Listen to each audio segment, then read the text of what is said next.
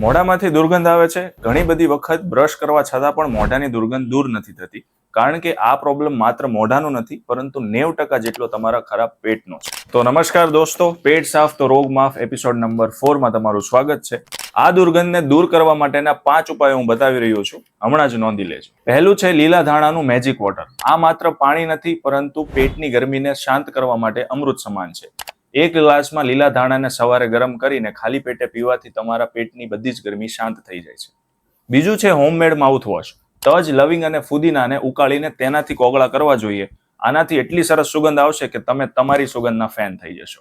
ત્રીજું, હાઇડ્રેશન છે હીરો. જેનું મોઢું સુકાય છે તેના જ મોઢામાંથી સૌથી વધારે દુર્ગંધ આવે છે, માટે દિવસ દરમિયાન સરખું પાણી પીવો અને વરિયાળી ચાવવાનું રાખો. ચોથું છે લવિંગની તાકાત. દિવસ દરમિયાન 2 થી 3 વખત એક લવિંગ મોઢામાં રાખીને ચાવવાથી તે મોઢાના ખરાબ બેક્ટેરિયાને દૂર કરે છે અને મોઢામાં આવતી દુર્ગંધનો પણ નાશ કરે છે. પાંચમો ઉપાય સર્વશ્રેષ્ઠ છે અને આયુર્વેદ મુજબ આપણી દિનચર્યાનો ભાગ છે. જો આ પાંચમા ઉપાય વિશે તમે જાણવા ઈચ્છતા હોય તો સૌથી પહેલા અમારા પેજ ક્ષેત્રજ્ઞ આયુર્વેદને ફોલો કરો અને કમેન્ટમાં લખો માઉથ, એટલે આ વિશેની બધી માહિતી તમારા મેસેજ બોક્સમાં આવી જશે.